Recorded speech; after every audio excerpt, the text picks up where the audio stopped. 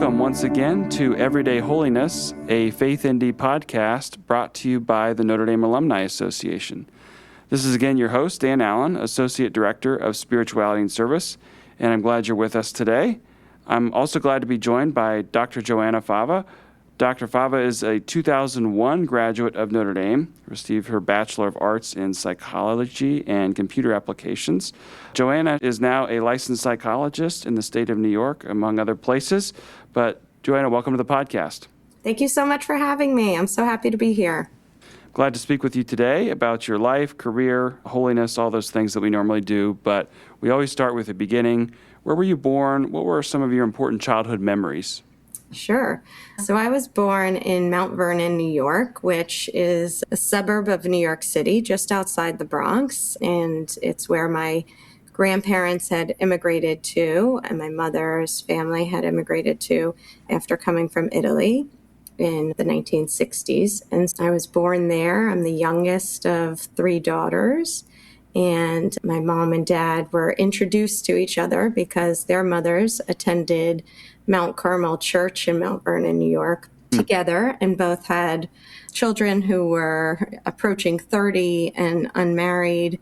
And so they got them together and said, we've got to do something about our kids and introduce them to one another. And my mother says it was love at first sight. They met, and my dad was going to school in Chicago for engineering. And so he was home for the summer when they met, and he proposed to her when he was home for Christmas break. Wow. And they got married in August that following year. So we joke that it was their fourth date was actually at the altar to get married. And then they had my sister. They moved back out to Chicago for a little bit while my dad finished school. He had done college later in life because he had gone to Vietnam. He's one of five boys. All five served in the military. His oldest brother died in World War II. So the other four boys did not actually have to do active service because my grandmother was already a Gold Star mother, meaning she had already lost a child in battle. Right. So They don't want a mother to have to go through that twice. And so your other children, if they choose to serve, are meant to do duty on the home front and not in active war zones. But my father refused to not go. So he told his mother that he was going to be in Hawaii, stationed in Hawaii. And as he was flying through Hawaii to Vietnam, he gave a buddy of his there a bunch of postcards that he had written out and some trinkets. And he had him mail once a month something home to his mom as if he was actually in Hawaii. And he did his tour of duty in Vietnam and luckily was okay. Came home in his fatigues, and he said, I had gotten through the war and I really thought my mother was going to kill me that day. When he got back and she saw. But she got over it pretty quickly that he was back home and didn't have to go back and had made it when he was the youngest. So she didn't have to go through that anymore. Yeah. Wow. What a legacy of service there.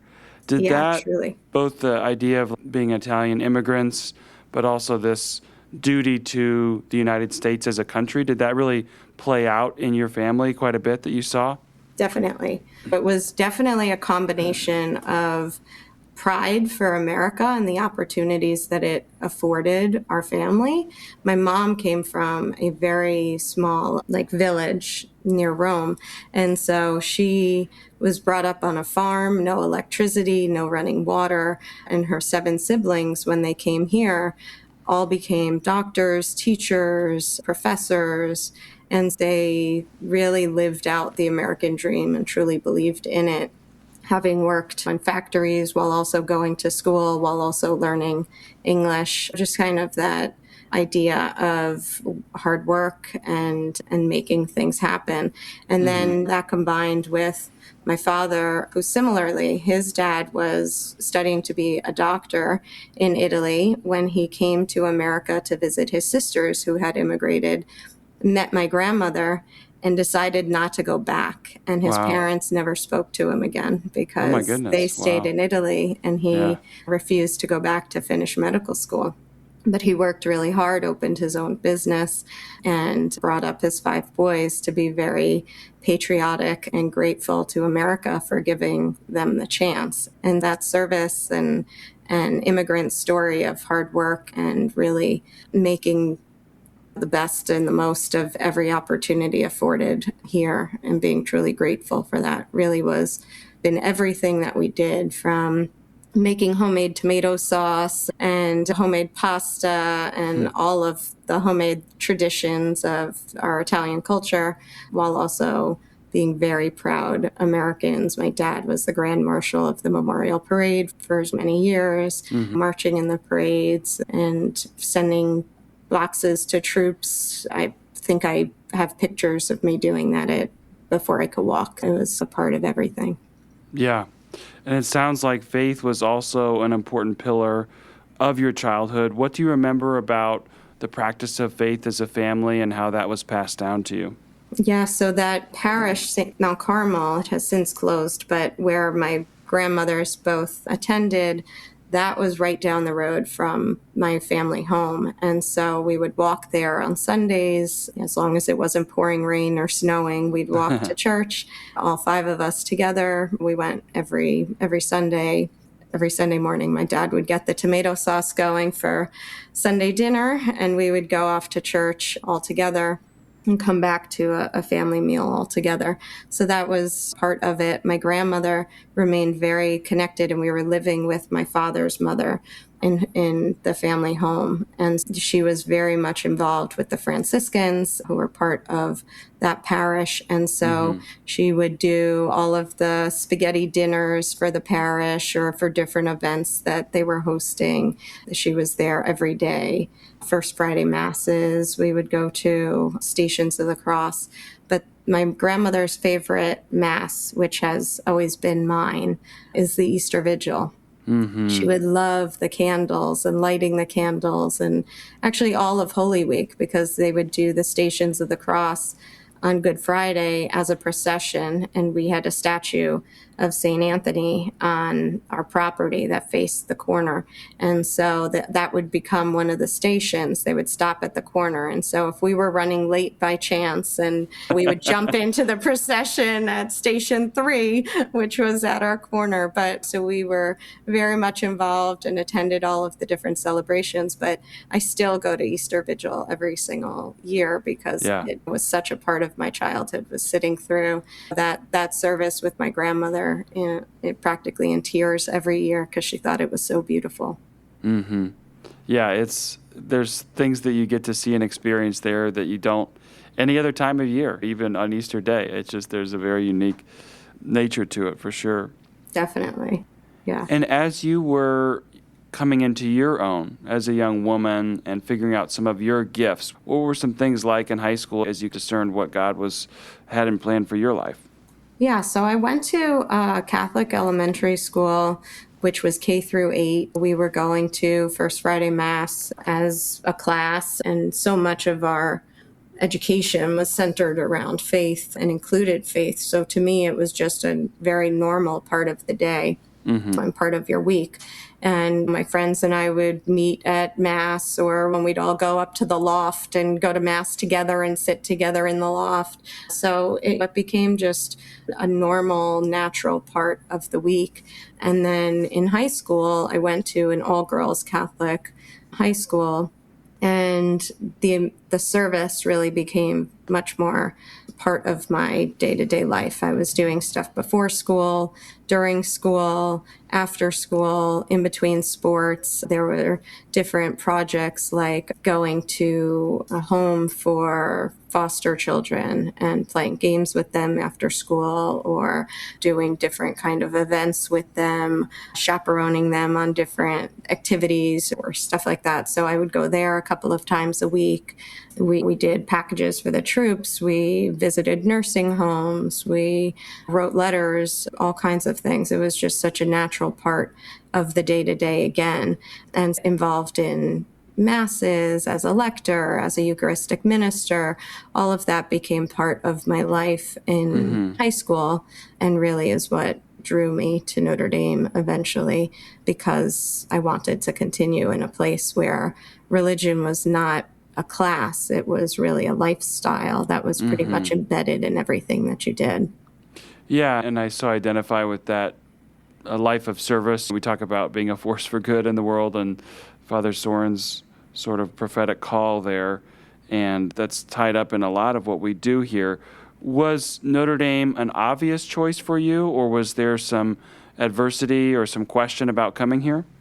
So, growing up in New York, I was a very avid sports enthusiast. I played sports, I watched sports.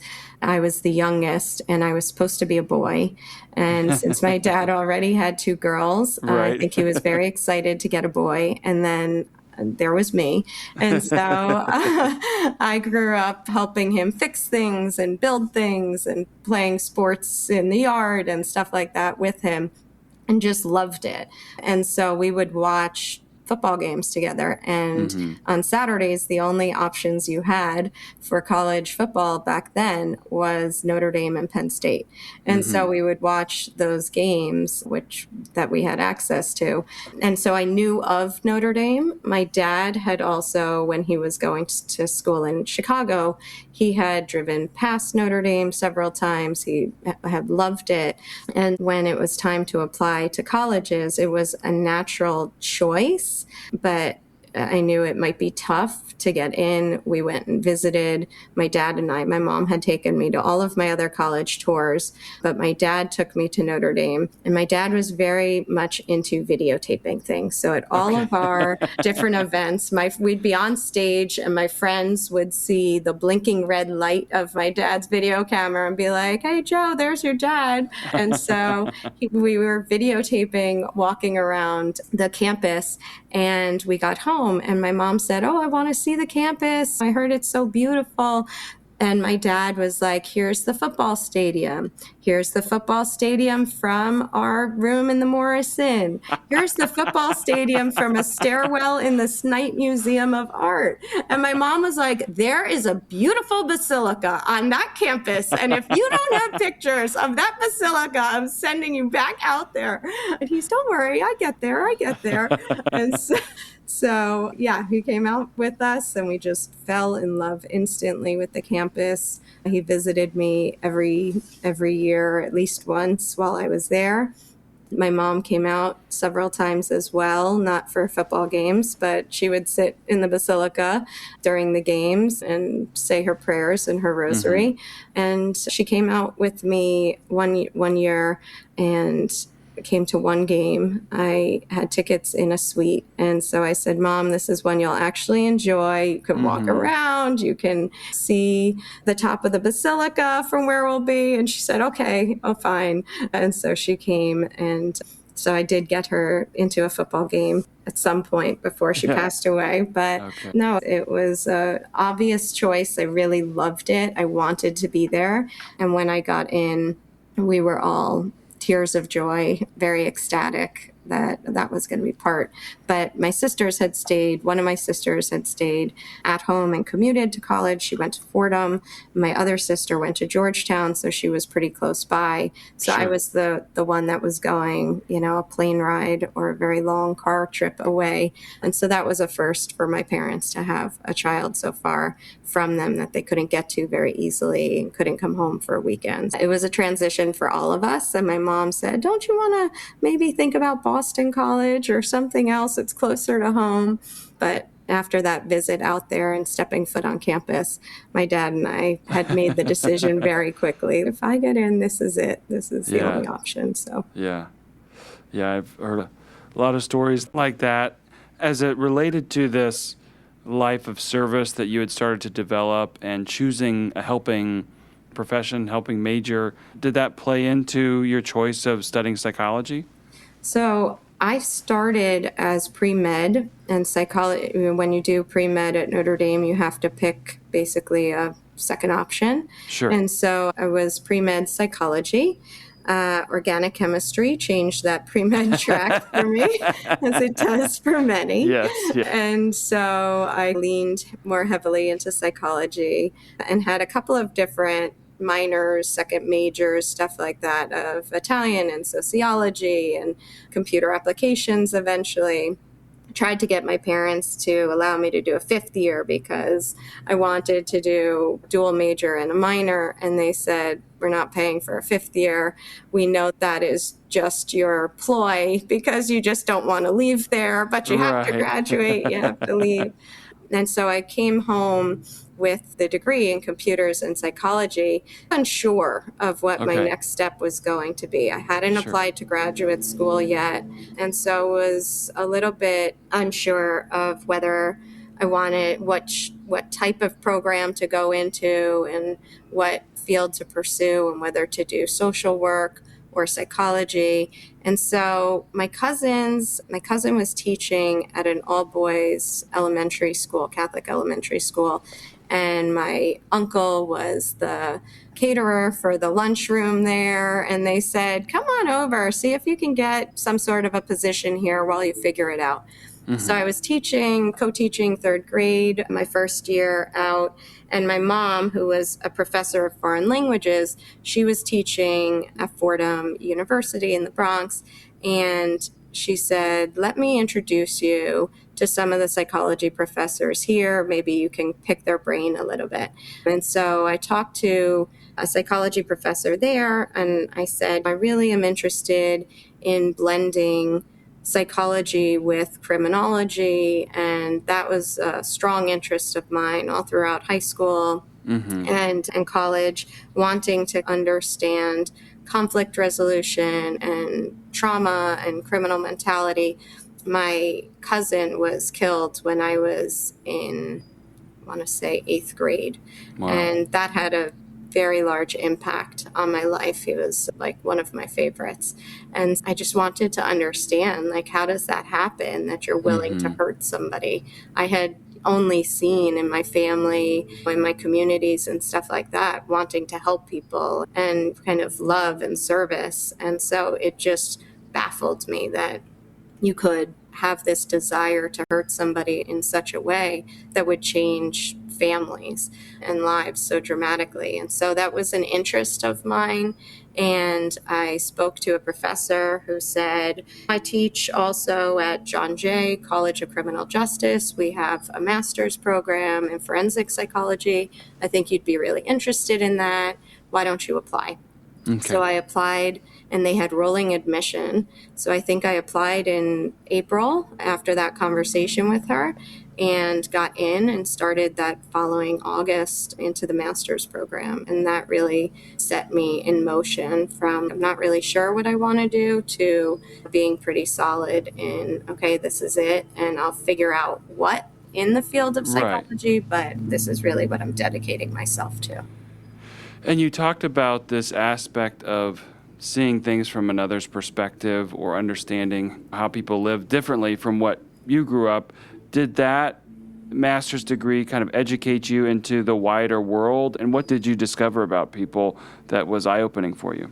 Yeah, so that master's degree, John Jay is in the heart of New York City, and it's really on the west side, just above Hell's Kitchen in New York City. And so I was going to school with a very diverse population. I was walking around New York City, studying in New York City, getting food and everything else in the city, and really surrounded by a very different population where I saw so many more homeless and mentally ill individuals on the streets needing help. John Jay is also right across the street from what was St. Luke's Roosevelt Hospital, and they had a major addiction center. And so you would see people coming and going from there. And it just really solidified that there are so many people that need help, and that this is really the life that I wanted to pursue, was to help as many people as I possibly could. And I was often surrounded by people who seemed forgotten, whether it was people who were homeless or people who had substance issues, who were maybe not food insecure or were jumping between housing situations. And so you just saw people in a very different place than maybe where I was or what I was used to seeing. And that shaped that for sure of wanting to be a part of that.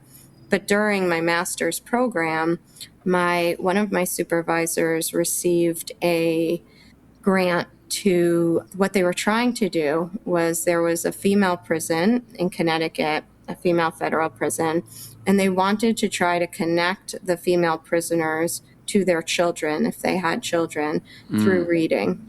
And so they needed to, in order to get the grant money to be able to do this, they needed to do a needs assessment. Is this actually a need? Do the women want to connect to their children? Are they able to connect to their children? Is it safe to connect to their children? She was being brought in, my supervisor was being brought in to basically assess the women in this female federal prison for mental health concerns, all kinds of different things, attachment. And so I was one of the students that was selected to be a part of that. And so going into the female prison system, I got to meet several women who said, when I get out, I will do whatever it takes to get back in. And that dumbfounded me. I was dumbfounded. I was like, wait a second, nobody wants to go to prison. Why is that the case?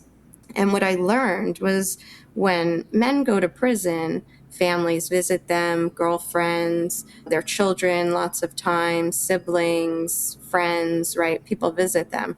When a female goes to prison, they are forgotten because they're not supposed to go to prison.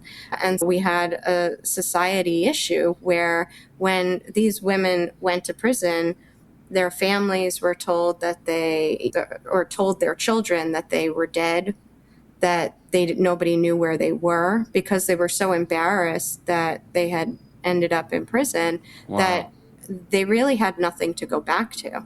When they're the only reason to work really hard and to get out and to change their life was to be able to get back to their kids or to their families or things like that. And they were now being abandoned by them. They had nothing on the outside. Whereas on the inside, they had a community.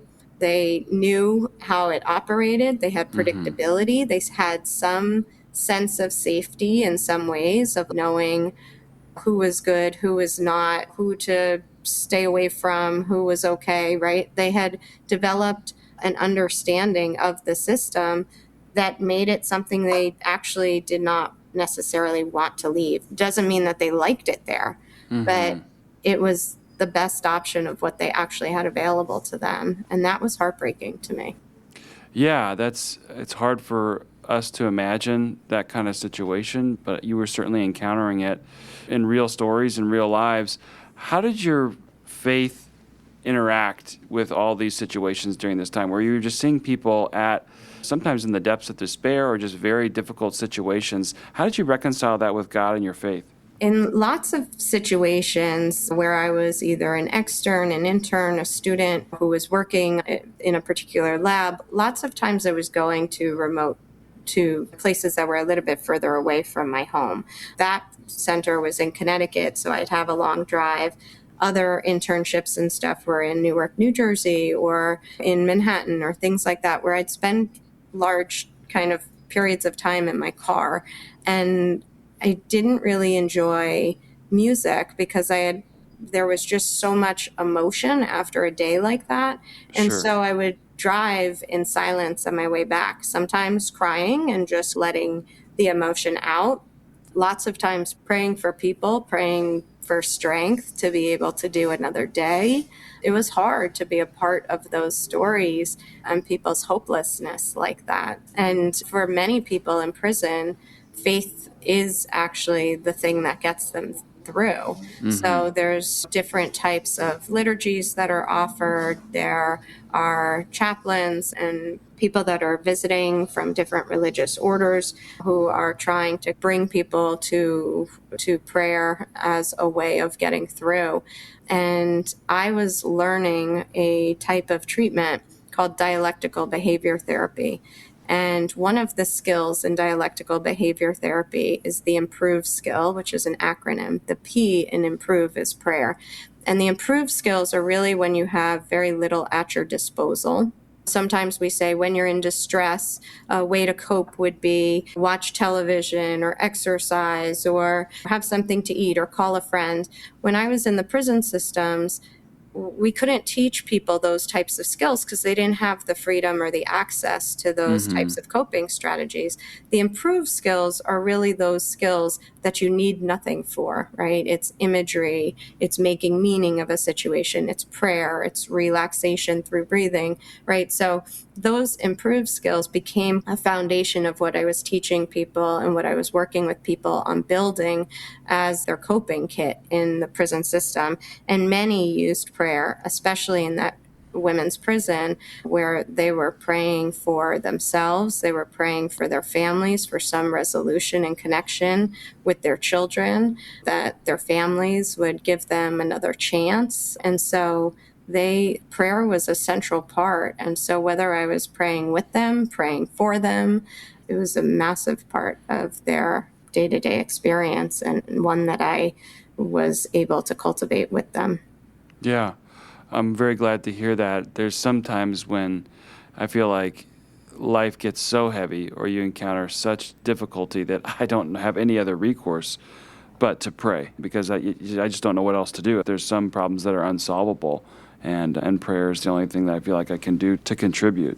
And that's the thing, when you don't have control, right? If you're in prison, accept to not get another charge while you're in prison. So keeping yourself from assaulting somebody or not using something that you're not supposed to have or things like that, right? Other than that, you really have no control over your outcome, right? And so that's where prayer becomes such an important part, because it really is the thing that people felt like they had control over, right? Was to ask for strength, to ask for guidance, to be able to hold back from acting on specific urges, to really find a different path out. So I think it did give people a sense of peace to have prayer with them, whether it was turning the situation over to God or a higher power, or asking for strength to be able to bear the day-to-day reality. Yeah, good. Well, thank you for sharing that and being a part of that, a source of hope for so many people. Changing gears a little bit for a minute, marriage, family, what was the timing of that in this whole mix? Yeah, so I met my husband, I was 27, he was 28. So I was already in the PhD program. I had gotten my master's in forensic psychology, had decided to continue to pursue a PhD. So I went to Fordham University for that. And my husband is an alum of Fordham. My cousin, who's also one of my closest friends, she had met her husband at a Fordham alumni event. And so her husband and my husband were best friends. And so she had met my husband and said, I think I know somebody who would be a great fit for you. And This so matchmaking theme keeps this coming back. matchmaking Yeah. theme in our family, for sure. I think somebody in the family should have chosen that as a profession. That's right. But yeah, he was already working. I was doing long nights of studying and writing papers and dissertations at Fordham.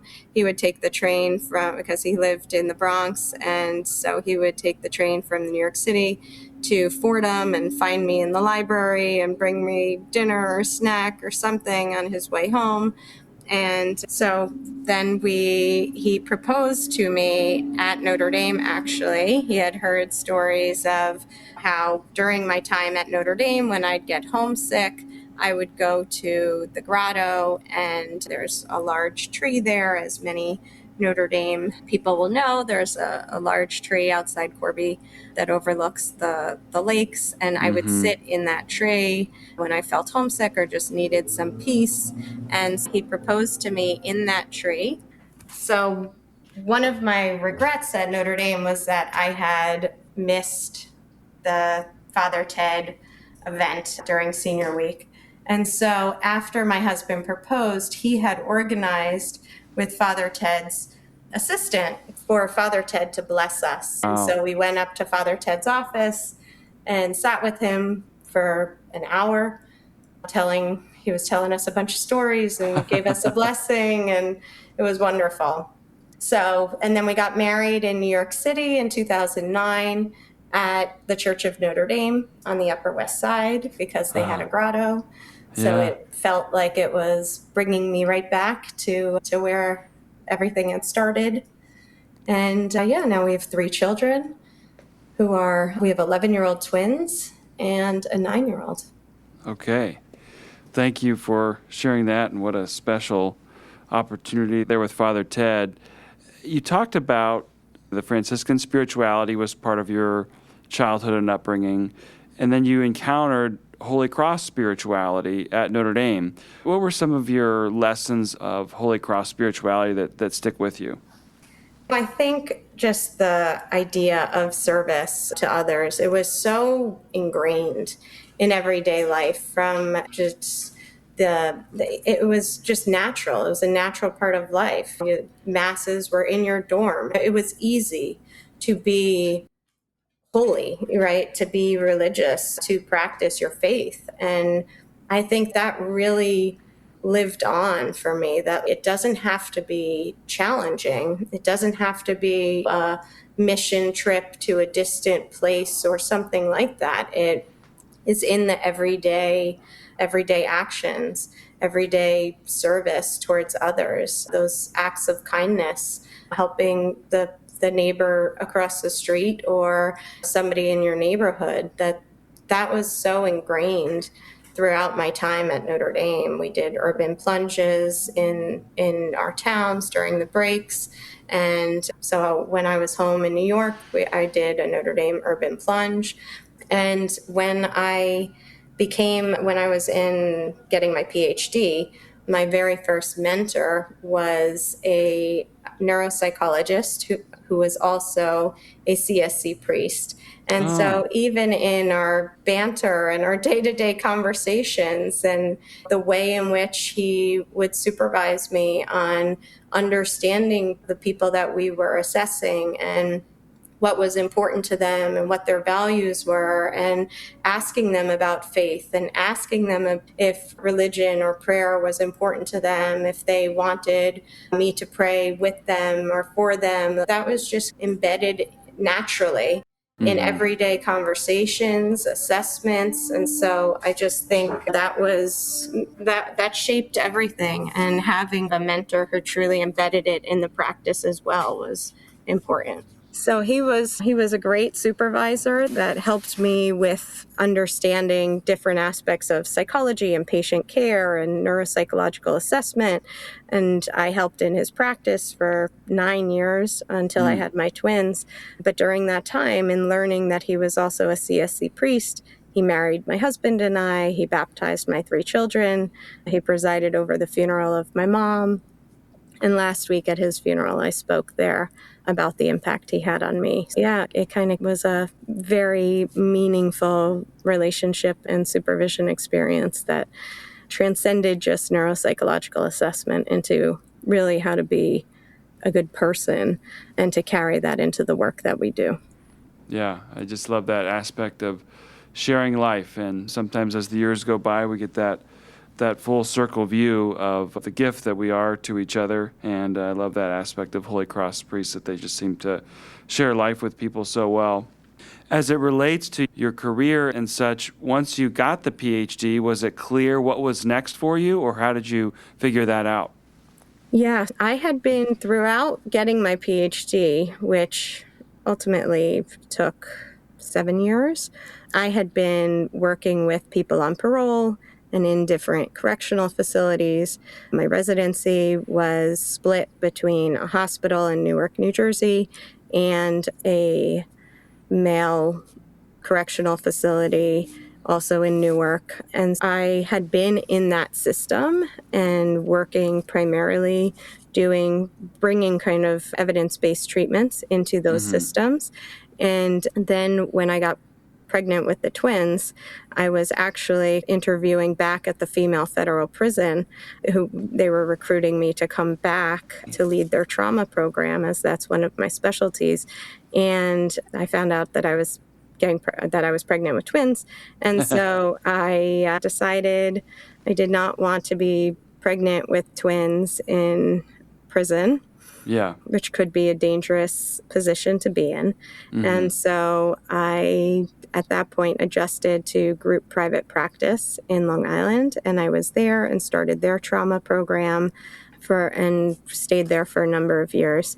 And then during COVID, when everything was virtual, I had a small private practice going in the Westchester, New York area. And so during COVID, just brought my entire practice to Westchester. I needed to take some time anyway because my mother was ill and I was also caring for her. And I had a 4-year-old and 2 6-year-olds at the time. And commuting back and forth to Long Island was not really in the cards for me. But I think God had a very different plan and thankfully put me in a position to be willing to follow that by having to take care of my mom. That allowed me to transition my patients in Long Island to other providers, which gave me the ability to then settle in my practice closer to home. This way I could be present for my children and in control of my schedule and prioritizing getting them to CCD and baseball and band practice and all of those things too.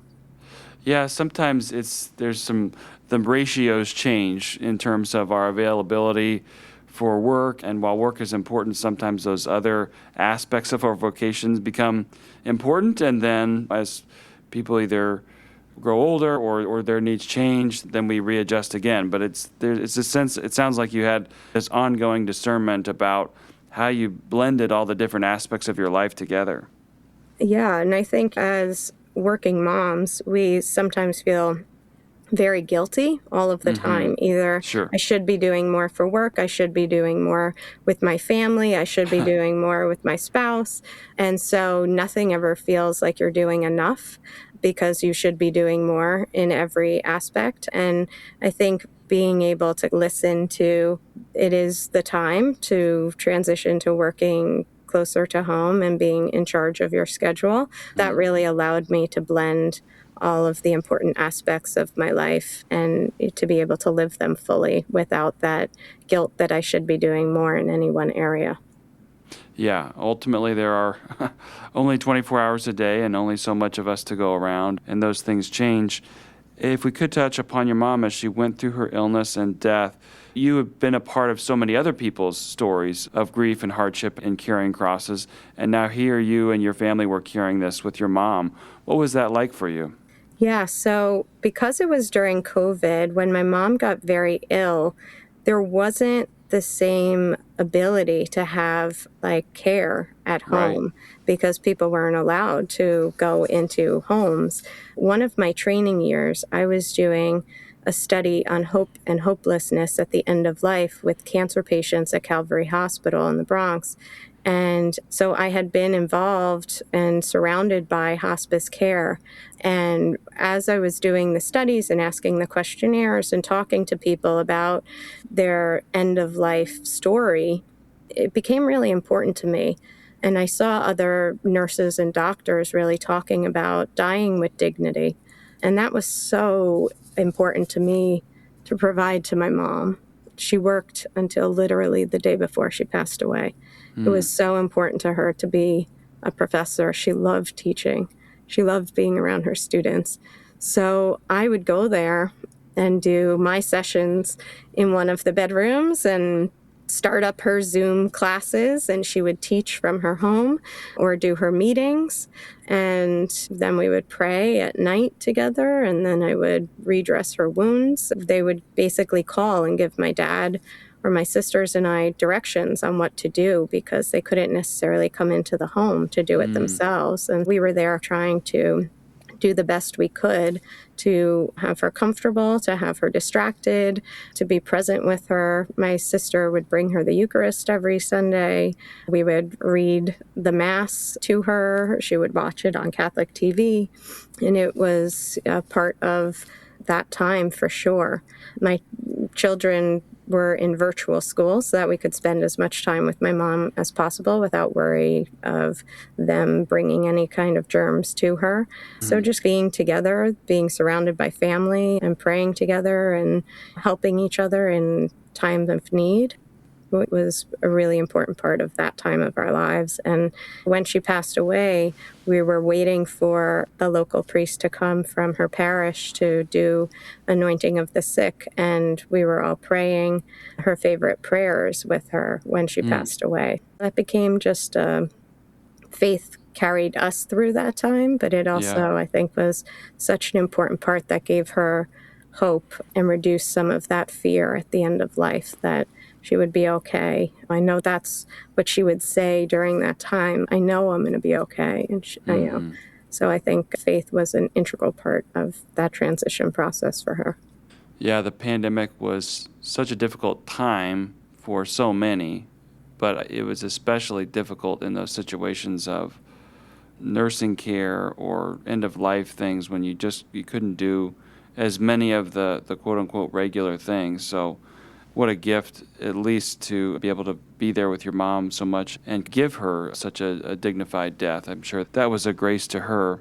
As you kind of come out of that time and the world is opening up again and you're getting back into your private practice, what has been your focus or area of expertise or kind of contribution to the mental health field that you're up to now?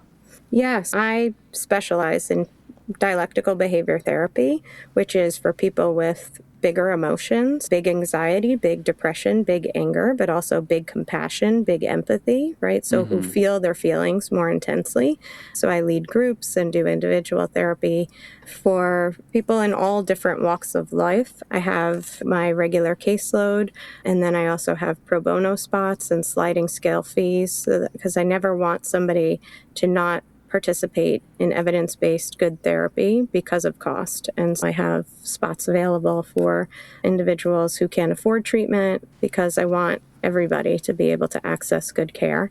And I also specialize in trauma therapy. So I teach other clinicians how to do both types of treatment, from evidence-based trauma care to evidence-based dialectical behavior therapy, and teaching clinicians, supervising other clinicians, and doing that type of work in my day-to-day life.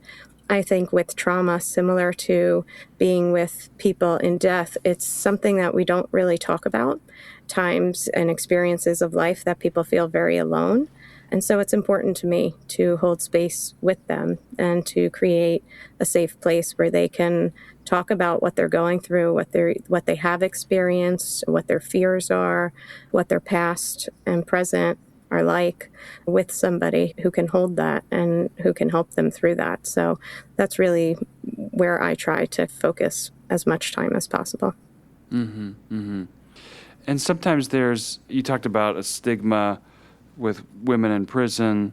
There's also sometimes a stigma around seeking mental health services.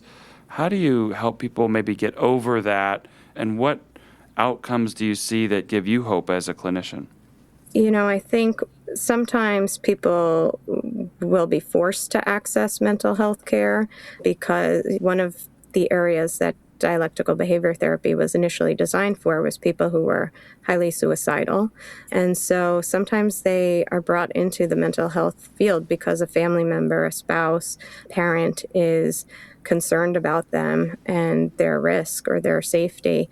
And oftentimes I get referrals either from psychiatrists or from family members or directly from the hospital saying this person is really struggling to the point that life doesn't feel worth living anymore to them. Mm-hmm. And that to me is the entry point of understanding what would make life livable and really working with them of what did they envision or what do they want their life to look like and what's the path to get them there and what is holding them back from that. And oftentimes there was significant trauma or something that happened that has taken away some of that agency to get to one's goals. And so to me, that's the path in, is to be able to understand what is holding people back and where do they want to go, and really providing a sense of hope that they can get there.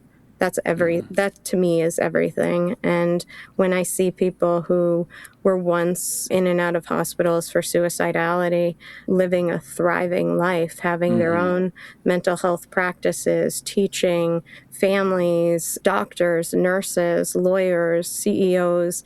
I have people in all different arenas who were once at the pit of despair thinking they didn't want to live this life anymore, who are now helping other people live and thrive. It's truly a rewarding job. My mom always said, find a job you love and you don't work a day in your life. And that truly is the case with psychology for me, is seeing people thrive and overcome things that have held them back for years is really incredibly rewarding. It's a gift to be able to do.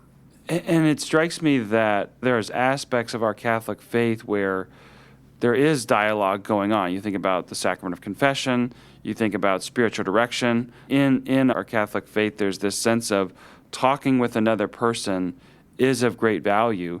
Do you draw on any of those principles not that everyone, as we've talked about, is a person of faith or would come from that background, but do you draw on some of that in your own practice? For sure. I think in those early supervision sessions with Dr. Rabetta, before I even knew that he was also Father Rabetta, he would talk about being present for people, right? And like sitting and actively listening, and the power that comes with making space and truly listening to people's stories, truly listening to them. So much of what we want in this world is to just be heard. And conflict is about not being heard. Wars are about not being heard, right? Not seeing other people's perspectives, not seeing their side. Family conflict, abandonment and estrangement, all of that is about not being able to see somebody else's perspective. And so there is tremendous power in just sitting and listening to people. And I think that's something that certainly I have been trained to do for 20 years, but I think the average person, can do in a way that is incredibly powerful as well. It doesn't have to just be through psychology. It can be listening to the person next to you, stopping in and hearing a story from a neighbor, or a friend calls you up, and rather than saying, oh, I know how that goes, listen to what happened to me, but truly saying, wow, that sounds really hard. Tell me all about it, right? Or, wow, that sounds really amazing. Tell me all about it, right? But those ways in which we can make space for each other to truly listen, that is a very powerful level of validation, that I see you, I hear you, I want to hear what you have to say, I want to be present for you. If I can help, I'll help. And if I can hear you, I'll hear you, right? But that neither is better than the other. Sometimes all people need is somebody to just listen and hear them out and give them space. And so I think I'm blessed to call that a job, but I encourage everybody to do that in their day-to-day lives with their kids, their spouses, their siblings, their neighbors, their friends, or somebody just in your community or that you bump into, right? To create space for conversation. We're so busy looking at our phones or having our AirPods in that we don't actually make space to just be present with each other. But it's a very powerful thing to do when we do it. Yeah, just to give people the gift of our time and a true listening ear. You don't have to be, as you said, a psychologist or things like that. Sometimes exactly what they need might not be a mental health practitioner. It might just be a friendly neighbor, friendly ear. So it's an encouragement for all of us. So your life has developed in the way that it has. If you think back to, we started with your childhood, if you think back to a young Joanna, do you think she'd be surprised with what your life looks like, or does this all kind of fit a pattern that you saw back then? I think there would be very little surprise because from taking care of, I come from a huge family. Sure. At Christmas Eve, there's 120 of us. My mom's one of 8, my dad's one of 5, my grandmothers were both one of 13. Very large extended family. We all get together for holidays. And so there's a lot of us. And so being part of community and helping each other and help your little cousin, help this person, help that person, right? It was just a theme. And being in a position of helping others, I don't think there's surprise there. That's what I went into. Yeah, that's good to know because it's some people's lives take twists and turns, but other times people's lives build on that foundation of what they know. If I could also return to, you talked about the death of your cousin and that he was a victim of crime and you wanting to understand that.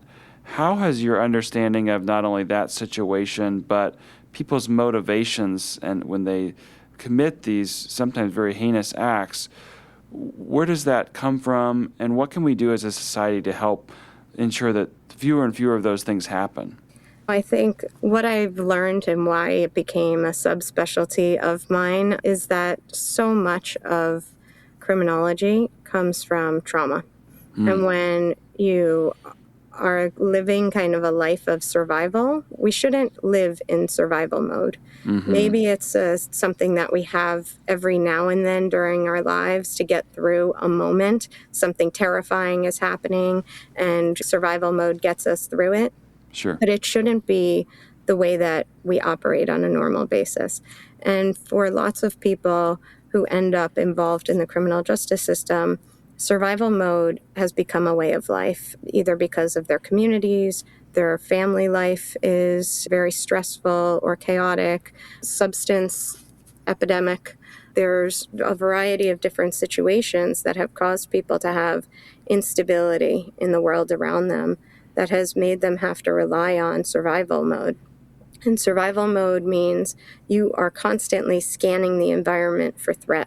And so that sound behind you becomes somebody sneaking up on you instead of somebody dropping their keys or whatever, right? And so people become much more impulsive and reactive, not because of wanting to hurt somebody, but because it is a necessity to keep themselves safe, is everything and everyone is seen as a threat.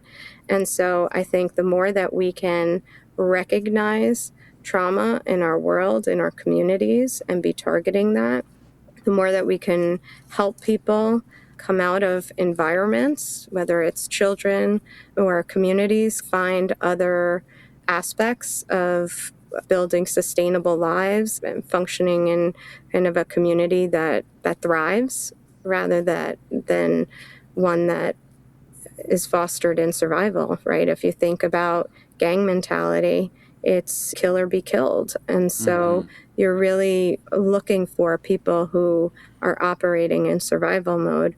And that's a really tough place to exist all of the time. And there's also a high level of substance abuse that happens within that population where there is trauma, because it's so hard to be in survival mode all of the time that you need to numb out every now and then. And being able to address those broader issues in our communities through our healthcare systems, through our correctional facilities, through community agencies, I think we need to target those areas so that we can really give people a sense of hope that something better is available to them. Yeah. I'm certain that you're part of that solution in the practice that you're doing, and I'm sure there's a lot of people that you have helped in that. We'll turn finally to holiness, because you talked about the everyday nature of prayer and faith, and it's also our supposition here that holiness is also achieved through these regular acts, these daily acts, not always glamorous or glorious, but faithful. Who have been some of those models of holiness to you, and what methods have you picked up on that have been effective in your life? Definitely my grandparents. My grandmothers were very faith-filled women, and from going to Mass to helping out at the church to just embedding faith in everything, listening to spiritual music. And my grandmother taught me to pray the rosary. She was my babysitter when my parents were working, and we would pray the rosary together. So I think that kind of embedded faith in my day-to-day that I strive to bring to my own children. So teaching them to pray before meals, certainly before bed, praying the rosary, going to Mass each week. Those are examples that came from my own upbringing. My parents really living that lifestyle for us, and my grandmother's really doing it in the entire fabric of our family.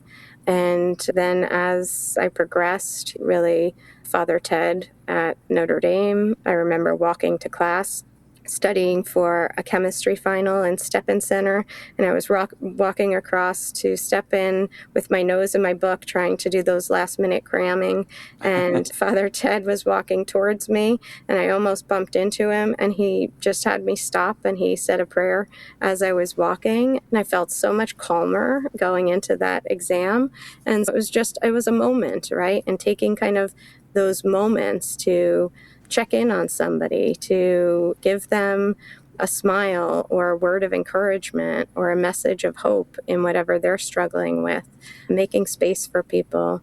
And then, of course, Father Jim Rabetta and all that he taught me about being a psychologist and also being a human who could sit and validate and sit with people's sufferings in a way that provided hope and peace to them.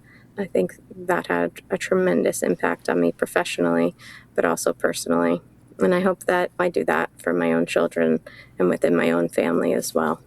Yeah, there's certainly this sense of the legacy of faith and of care and concern that it's clear to me was given to you, but also that you're being instrumental in passing that on. Dr. Fava, I want to thank you for taking the time to talk with me today and sharing some of your story. I got a lot of good things out of it, and I'm sure our audience will as well. Thank you so much for having me. It was great speaking with you today. Great. Thanks so much. Well, that concludes this episode of Everyday Holiness. As always, we invite you to rate the podcast, to subscribe, to share it with those who might also be inspired by this or other stories that we've shared, as well as inviting everyone to subscribe to our Faith ND Daily Gospel Reflection at faith.nd.edu/signup. There you'll receive a reflection of the day's gospel, as well as notification of future episodes of the podcast. Again, thanks for being with us, and until next time, you'll be in our prayers. God bless.